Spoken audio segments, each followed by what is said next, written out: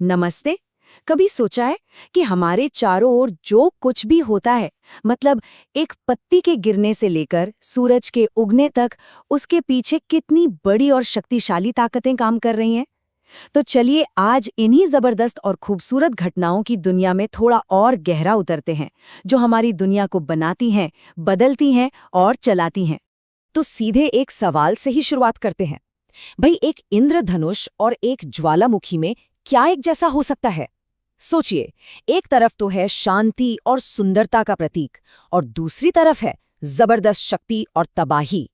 लेकिन इस सफर के अंत तक आते आते इन दोनों के बीच का गहरा कनेक्शन एकदम साफ हो जाएगा।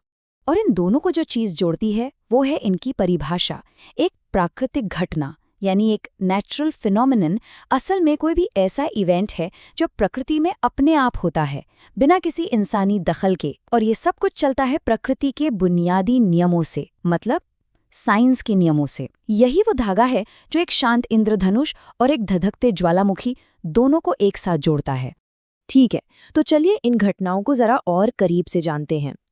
इन्हें और बेहतर ढंग से समझने के लिए वैज्ञानिकों ने इन्हें 5 बड़ी कैटेगरीज में बांटा है। आइए फटाफट एक एक करके इन सभी का एक तेज दौरा करते हैं।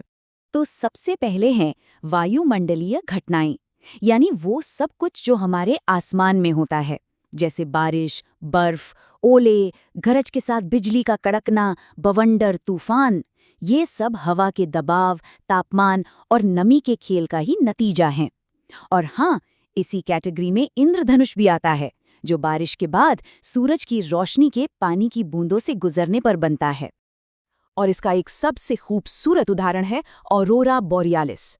जरा सोचिए, सूरज से आए ऊर्जा वाले कण जब हमारी धरती के वायुमंडल से टकराते हैं तो आसमान में एक जादुई रंगीन लाइट शो शुरू हो जाता है।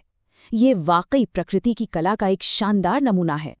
अच्छा, अब आसमान से जमीन के नीचे चलते हैं।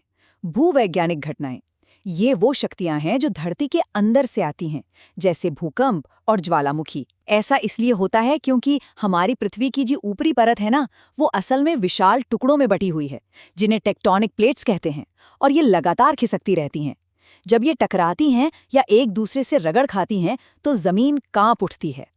और इन घटनाओं का असर कितना गहरा हो सकता है, इसका एक बहुत बड़ा उदाहरण है माउंट वेसुवियस का विस्फोट।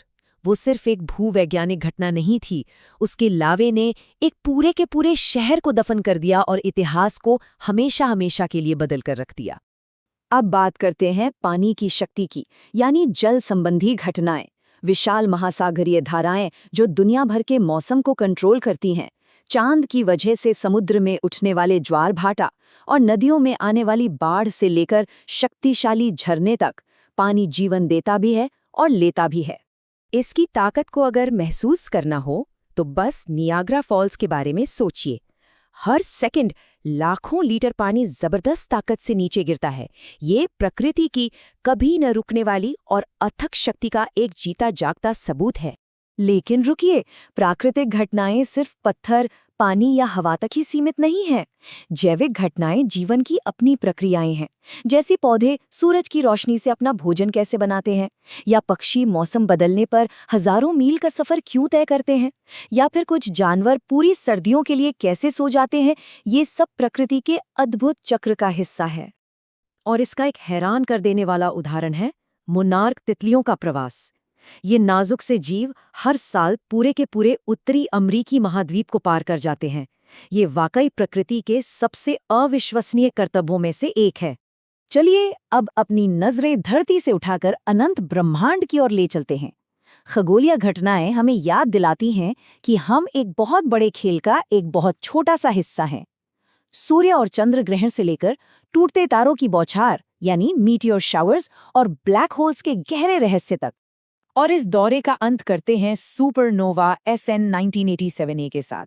ये एक विशाल तारे का एक विस्फोटक अंत था, एक ऐसी घटना जिसकी रोशनी हम तक पहुंचने में लाखों साल लग गए। ये हमें प्राकृतिक घटनाओं के विशाल और अकल्पनीय पैमाने की याद दिलाता है। तो हमने देखा कि ये घटनाएं कितनी अलग अलग तरह की हैं, पर क्या कोई ऐसे नियम हैं जो इन सभी पर लागू होते हैं? मतलब एक इंद्रधनुष से लेकर एक सुपरनोवा तक, सब पर? जी हाँ, बिल्कुल हैं। ये प्रकृति के वो यूनिवर्सल रूल्स हैं जो हर प्राकृतिक घटना को परिभाषित करते हैं। तो इनकी 4 खास बातें हैं। पहली तो ये कि ये अपने आप होती हैं, इंसान इन्हें नहीं बनाता। दूसरी, ये विज्ञान के नियमों का पालन करती हैं। तीसरी, हम इन्हें देख सकते हैं और माप सकते हैं। और चौथी, कुछ का अनुमान लगाया जा सकता है, जैसे कि सूर्योदय, जबकि कुछ, जैसे भूकंप, बिल्कुल अचानक आते हैं। अच्छा, ये सब जानना दिलचस्प तो है, लेकिन इसका असल में महत्व क्या है? हम इन घटनाओं का अध्ययन करते ही क्यों हैं? जवाब है, हमारे अस्तित्व और हमारी प्रगति के लिए ये बेहद जरूरी है। इन्हें समझकर ही हम तूफान और बाढ़ जैसी आपदाओं की भविष्यवाणी कर पाते हैं और जानें बचा सकते हैं। हम खेती और जलवायु के लिए बेहतर योजनाएं बना सकते हैं। और शायद सबसे महत्वपूर्ण बात यह है कि हम इस ब्रह्मांड के काम करने के तरीके के बारे में अपने ज्ञान को लगातार आगे बढ़ाते रहते हैं। अब एक बहुत जरूरी सवाल आता है, प्राकृतिक और मानव निर्मित घटनाओं के बीच की लाइन आखिर कहाँ खींची जाए? यह अंतर समझना आज के समय में बहुत ही महत्वपूर्ण हो गया है। ये तुलना इसे बिल्कुल साफ कर देती है। देखिए, एक तरफ भूकंप है जो पूरी तरह से प्राकृतिक है, दूसरी तरफ परमाणु विस्फोट जो पूरी तरह से मानव निर्मित है। बारिश प्राकृतिक है, लेकिन जब इंसान बादलों में कुछ मिलाकर बारिश कराते हैं तो वो मानव निर्मित हो जाती है। ये फर्क हमें प्रकृति पर हमारे असर को समझने में बहुत मदद करता है। तो हम वापस अपने शुरुआती सवाल पर आते हैं, एक इंद्रधनुष और एक ज्वालामुखी। दोनों ही प्रकृति की एक विशाल और जटिल मशीन का हिस्सा हैं, जो विज्ञान के नियमों से चलती हैं। और ये हमें एक अंतिम सवाल के साथ छोड़ जाता है। जैसे जैसे हमारी दुनिया बदल रही है, हम इन शक्तिशाली ताकतों के साथ बेहतर तालमेल बिठाकर कैसे रह सकते हैं? इस पर जरूर सोचिएगा।